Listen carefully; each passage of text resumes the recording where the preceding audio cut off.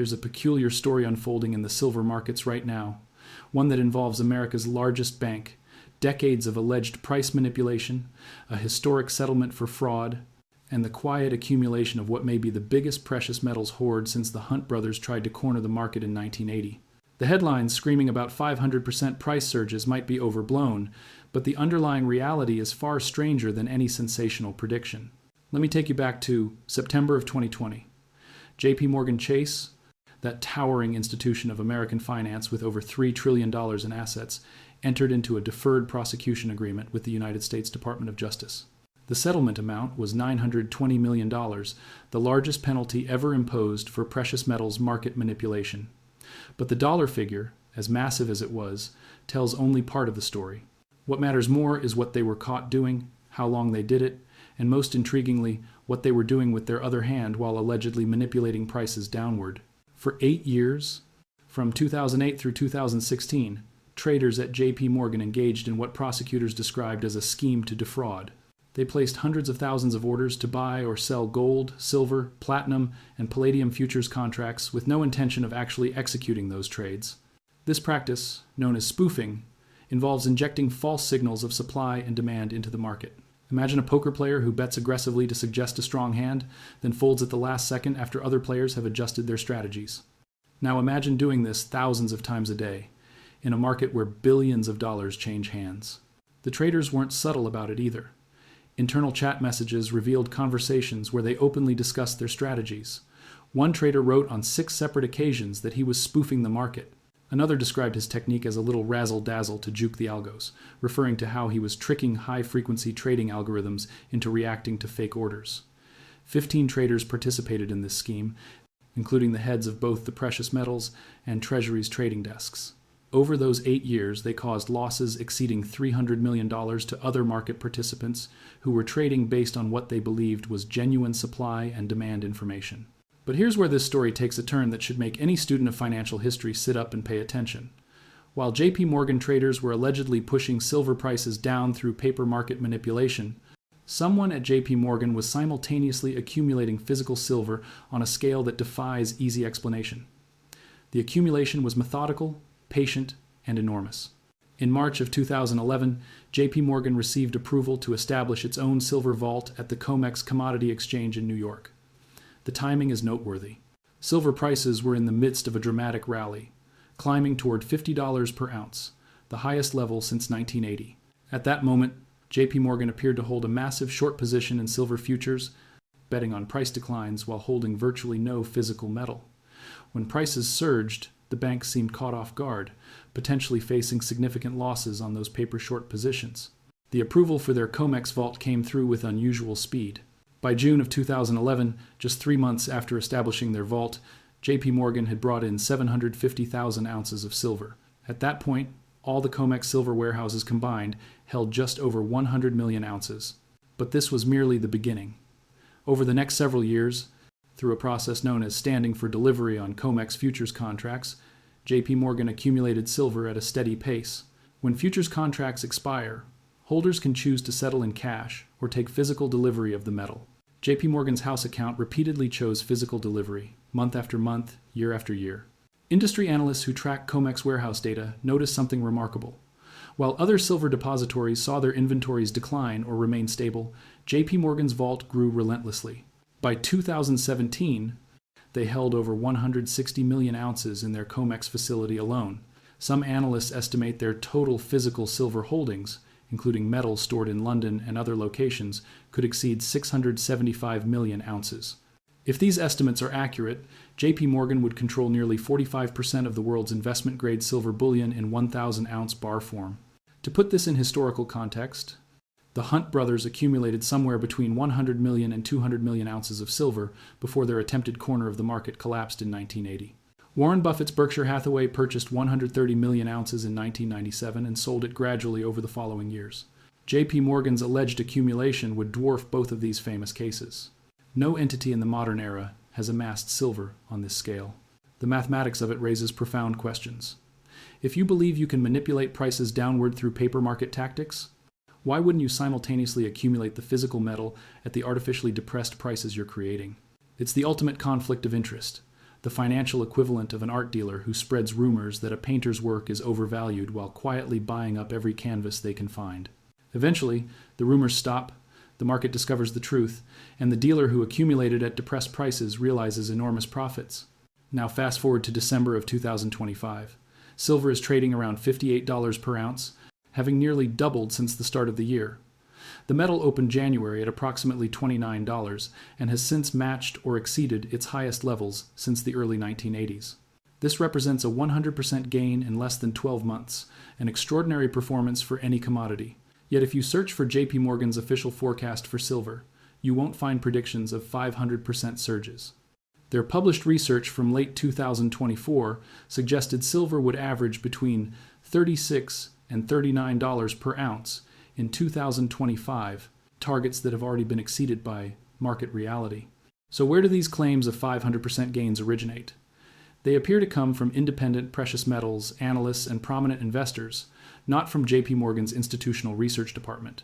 Various market commentators have projected silver reaching $100, $200, or even higher based on different methodologies. Some point to inflation-adjusted valuations from the 1980 peak. Others cite historical ratios between gold and silver prices that suggest silver is dramatically undervalued. A few reference technical chart patterns and mathematical projections. These are not necessarily wrong or dishonest forecasts, but they represent individual opinions and analytical frameworks, rather than consensus institutional views. What makes the current situation genuinely interesting to a financial historian isn't the speculative price predictions. It's the convergence of multiple factors that haven't aligned this way in decades, perhaps ever. Let's examine these elements systematically. First, there's the supply situation. Silver mine production has been declining for years. In 2016, global mines produced approximately 900 million ounces. By 2025, production is projected at 835 million ounces, a decline of more than 7% over nearly a decade. This is unusual for a commodity experiencing rising prices. Normally, higher prices incentivize increased production. But silver is different. Approximately 70% of silver production comes as a byproduct of mining other metals, primarily copper, lead, and zinc. When companies mine copper ore, they extract silver as a secondary product. This means silver supply is largely determined by base metal economics, not by silver prices themselves. If copper prices are weak, mines may curtail production even if silver prices are strong. You can't simply turn on more silver production by drilling more silver-specific mines because there aren't that many pure silver deposits, and bringing new mines into production takes anywhere from 7 to 15 years when you account for exploration, permitting, infrastructure development, and financing. Add to this the reality of declining ore grades. As major deposits mature, the concentration of silver in newly mined rock decreases. Miners must process more material to extract the same amount of metal, increasing costs and constraining output. The easy, high-grade deposits have been found and largely exploited. What remains requires more effort and capital to extract. Recycling helps, but only marginally. Silver recovered from industrial scrap and old jewelry has increased, reaching nearly 200 million ounces in 2024, a 12-year high. But this still represents less than 1/4 of annual supply. More importantly, most silver used in industrial applications gets dispersed in tiny quantities across billions of products where recovery is economically impossible at current prices. The silver in your iPhone or solar panel or LED lighting isn't coming back into the supply stream unless prices rise dramatically. The result is that silver markets have faced structural deficits for 8 consecutive years through 2025, meaning total demand exceeds total supply.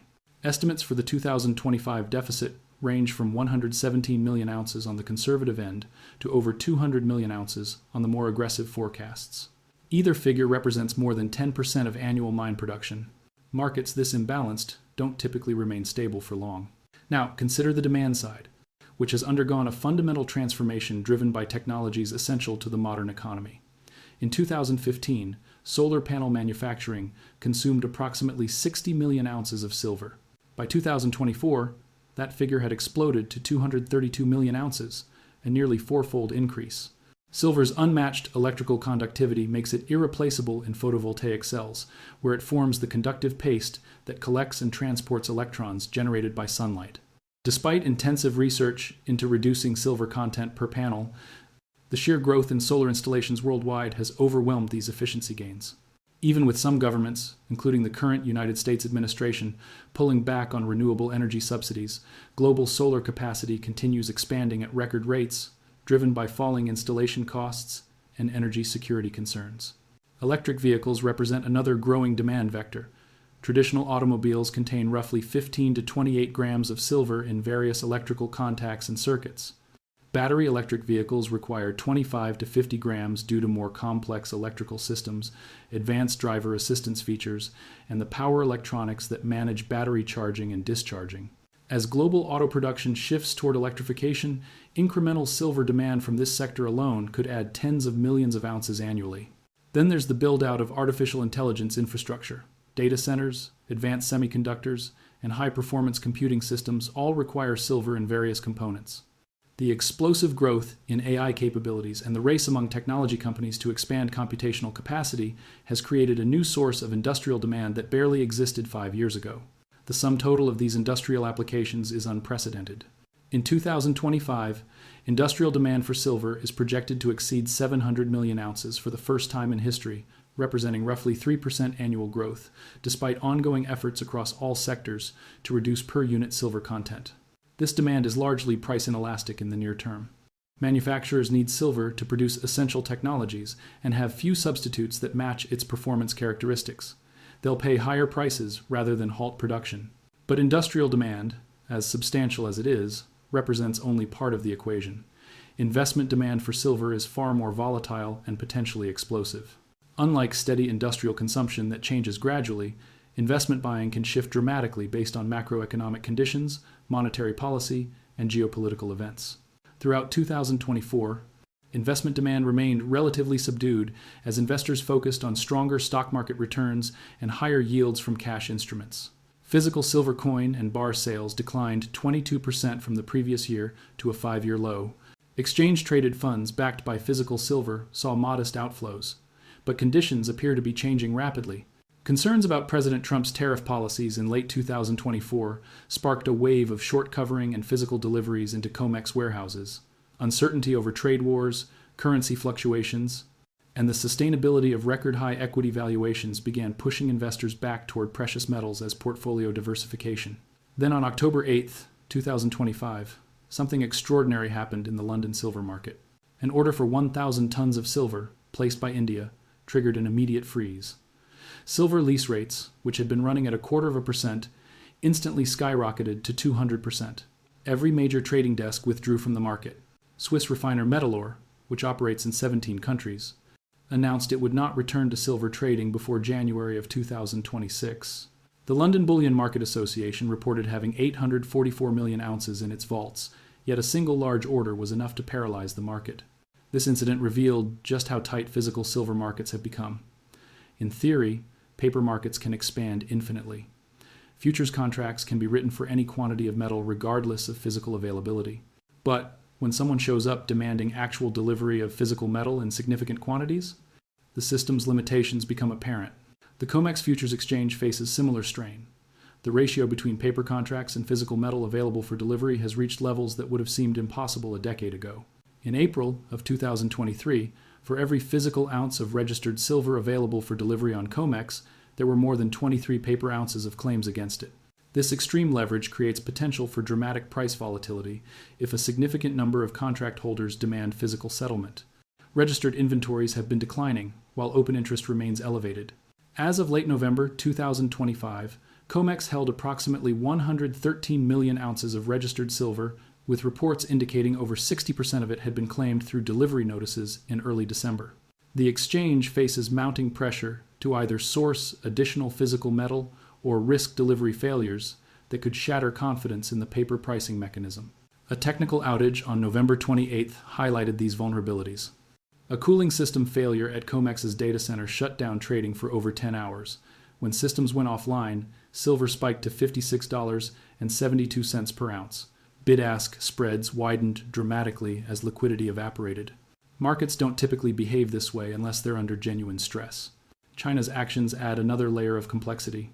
On November 3, 2025, China imposed severe restrictions on silver exports, citing strategic resource concerns. This followed a dramatic drawdown in Shanghai silver inventories. with over 1,000 tons leaving Chinese vaults in just 3 months. Given that China is the world's largest consumer of silver for industrial applications, any decision to restrict exports or build strategic stockpiles has immediate global implications. South Korea reportedly negotiated a $76 billion order of gold and silver directly with the Shanghai Gold Exchange, suggesting major Asian economies are securing physical supplies through bilateral arrangements outside traditional Western markets. If this trend continues, it could lead to a decoupling of Eastern and Western silver markets, creating regional price disparities and arbitrage opportunities. The historical precedents for what happens when physical commodity markets tighten while paper markets remain highly leveraged are not encouraging for those on the wrong side of the trade. In March of 2020, when COVID lockdowns sparked panic buying of physical precious metals, premiums on silver coins surged to 60% over spot prices. Dealers ran out of inventory. Refiners couldn't produce bars fast enough to meet demand. Yet futures prices remained relatively subdued because paper contracts could still be settled in cash. The question that should concern anyone following these markets is what happens if confidence in paper pricing mechanisms erodes.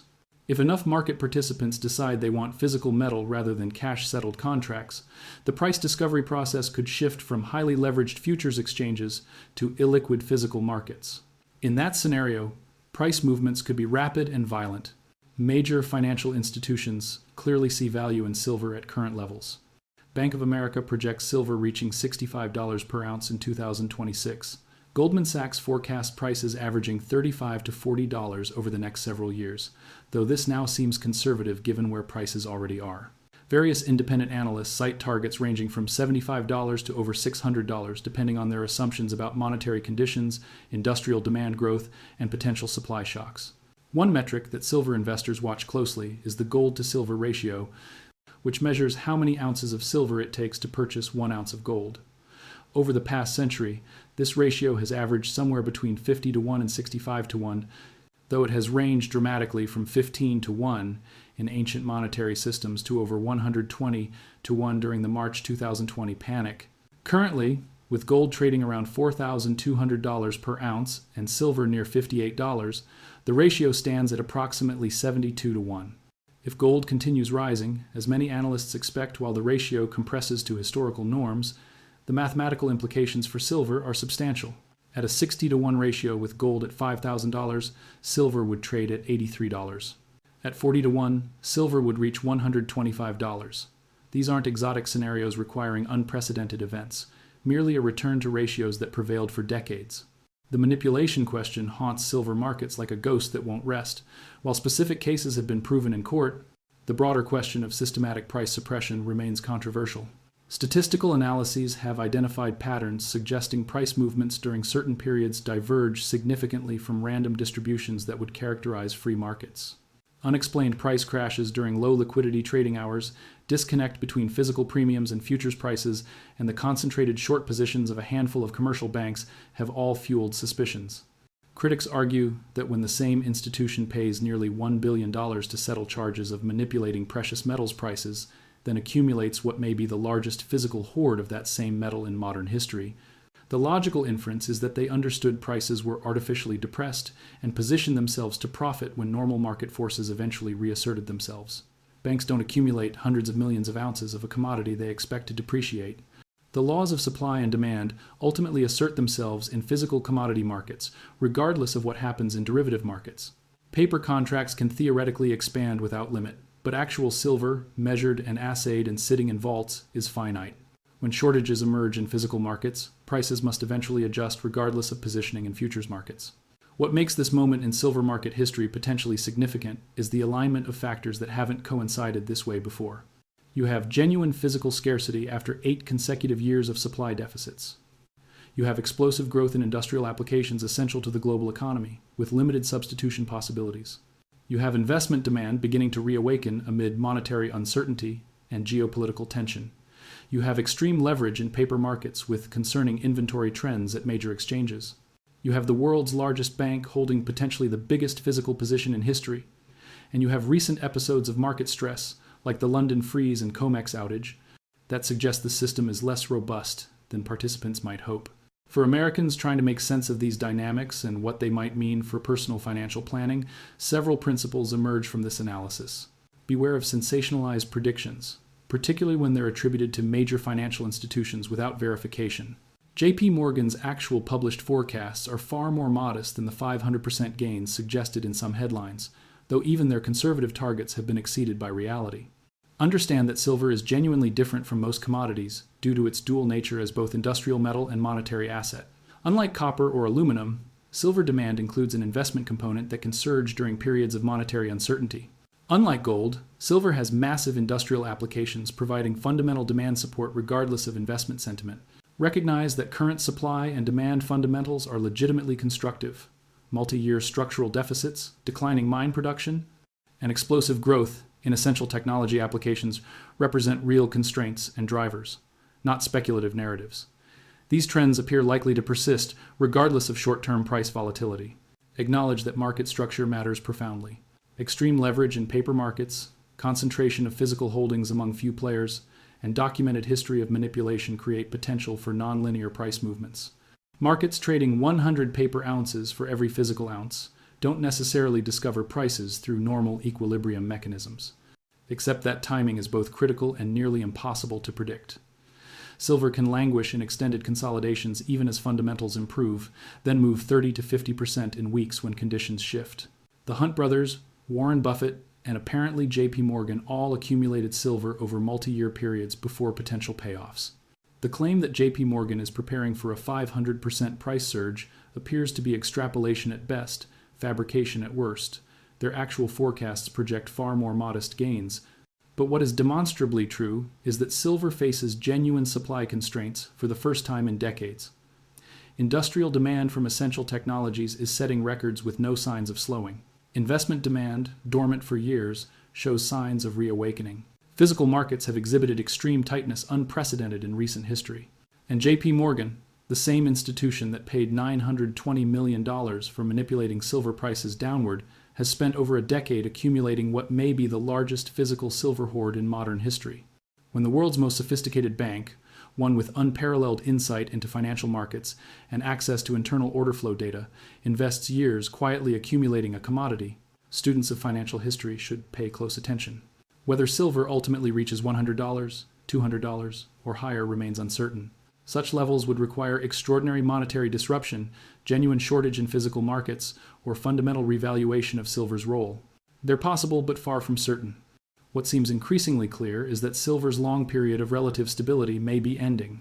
8 consecutive years of market deficit, fueled by industrial demand that shows no signs of moderating, creates conditions that rarely persist indefinitely without eventually forcing price adjustments. The silver story may not deliver 500% returns in the near term, but for those willing to look past sensational headlines at underlying market dynamics, the metal presents a compelling case study in how supply and demand imbalances eventually force price discovery, regardless of how long paper markets resist that reality. Something fundamental is changing in silver markets, and the world's largest banks appear to be positioning accordingly, whatever their public forecasts might say.